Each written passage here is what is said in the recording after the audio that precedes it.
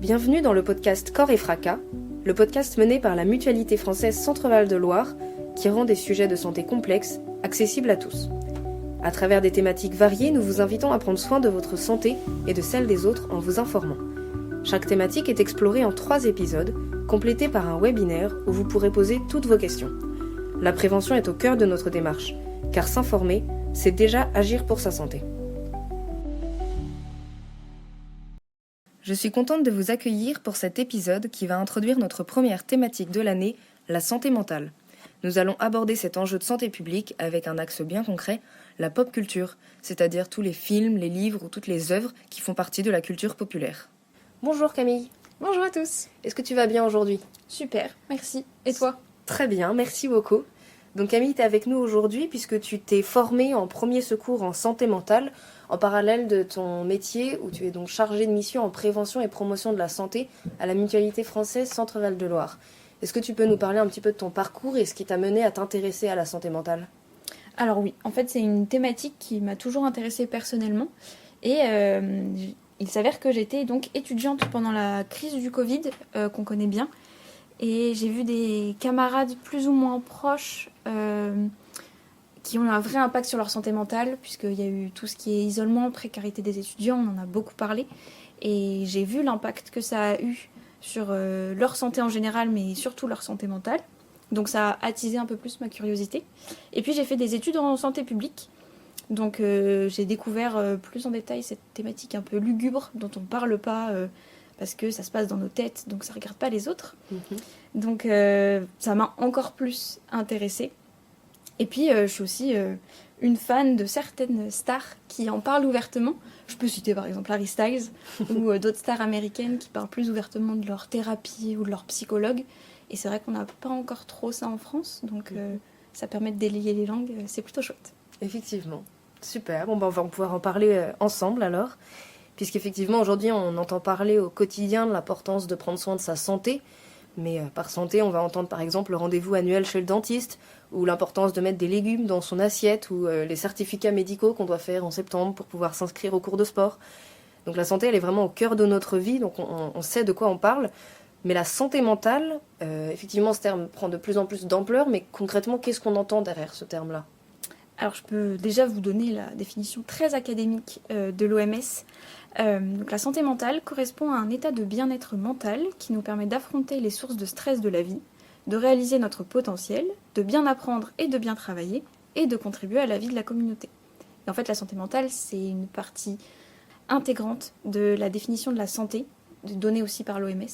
Donc il ne faut pas du tout le minimiser puisque c'est une part de notre santé. D'accord, effectivement, oui.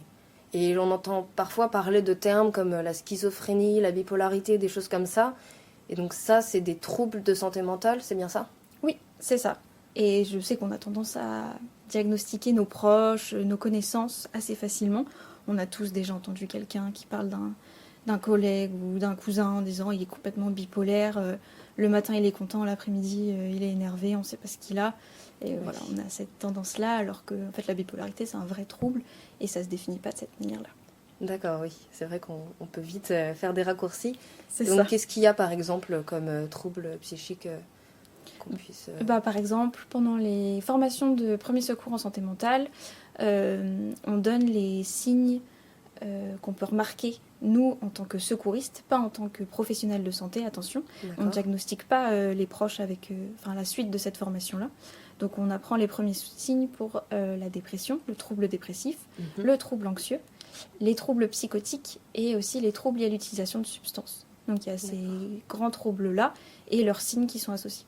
D'accord, ok, très bien. Il en existe bien d'autres, mais je parle du coup de ce que je connais de la formation premier secours en santé mentale. Bien sûr, ok. Et donc globalement, est-ce que ces troubles, on va les rencontrer au quotidien ? Parce que j'ai un peu l'impression que, je me rends pas compte si beaucoup de gens sont concernés, puisque la représentation que j'ai de ces troubles, ça peut parfois être assez effrayant. Je pense par exemple au film Split, où je crois que le personnage principal est schizophrène, si je me trompe pas. Et c'est vrai que j'ai pas l'impression qu'il y ait des gens comme ça forcément dans la rue. Justement, dans le film Le Split, en fait, à aucun moment on lui diagnostique un trouble, mais dans l'imaginaire commun, oui, il est atteint de troubles schizophréniques, sauf que en fait, pas du tout. il y a un super site qui a été créé par Positive Minders pour les journées de la schizophrénie en 2024, qui s'appelle les Schiz Awards. Et il y a 3 catégories avec 3 films nommés à chaque fois. Ça reprend un peu les Oscars, les Césars, etc. Et il se trouve dans la catégorie des films auxquels on a associé un trouble schizophrénique alors qu'on n'en a jamais parlé, puisqu'en fait les schizophrènes ne séquestrent pas des jeunes filles dans leur cave pour les tuer. C'est une fausse représentation. Ça me fait Tant mieux. C'est ça. Ça me fait un petit lien avec le film Le Joker, qui est un peu plus récent, où justement le personnage principal, on lui attribue plein de troubles. Et en faisant des recherches sur Internet, c'est vrai qu'il y a plein de psychologues, de psychiatres qui essayent de diagnostiquer, mais en fait il manque plein d'informations pour ce diagnostic-là. Donc on lui associe un peu tout, le trouble dépressif, le trouble anxieux, le trouble schizophrénique. Mais en fait on n'en sait rien. C'est vrai que dans le film, finalement, rien n'est vraiment dit, en fait. C'est un peu l'imaginaire global qui va monter un truc... C'est ça, exactement.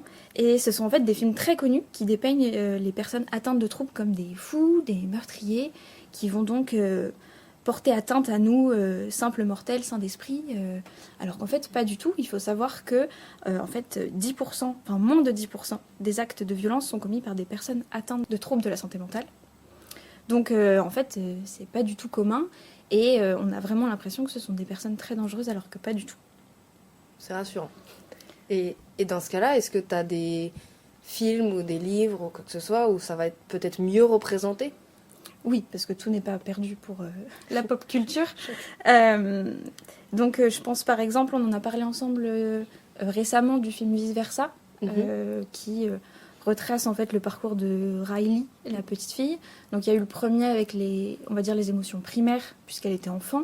Et là, il y a le 2 qui est sorti. Elle est adolescente. Donc elle a des nouvelles émotions qui arrivent, dont l'anxiété. Et donc on voit une attaque de panique et tous les petits symptômes avant de l'anxiété. Et c'est plutôt bien représenté, donc c'est assez intéressant.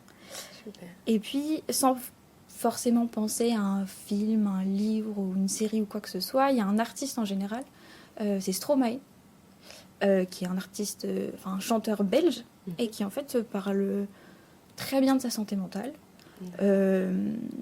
Il a fait une chanson qui s'appelle Enfer, je sais pas si tu la connais. Oui, tout à fait, sur le plateau télé, là. C'est ça, sur TF1. Et puis en fait, il a fait une pause de 7 ans dans sa carrière pour prendre soin de sa santé mentale, parce qu'il était atteint d'une dépression. Et puis récemment, donc à la suite de son nouvel album, il a dû annuler sa tournée en évoquant sa santé mentale qui se dégradait, donc il préférait prendre soin de lui. Donc il en parle ouvertement, et ça aide aussi à démocratiser un peu cette thématique-là, quoi. Oui, effectivement. Ok.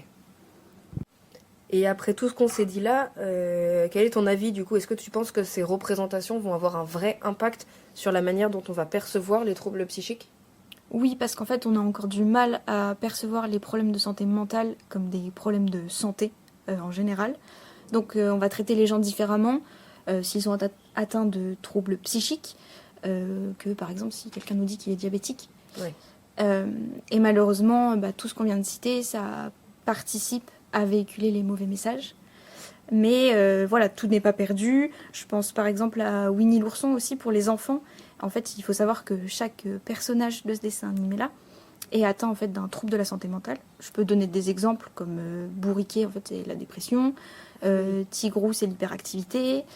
Porcinet, c'est l'anxiété. Et c'est vrai que quand tu le dis, ça paraît cohérent, effectivement. C'est ça. Après, si ça vous intéresse, pour tous les autres personnages, sur Internet, il y a plein d'articles qui détaillent chaque trouble associé à chaque personnage. Génial.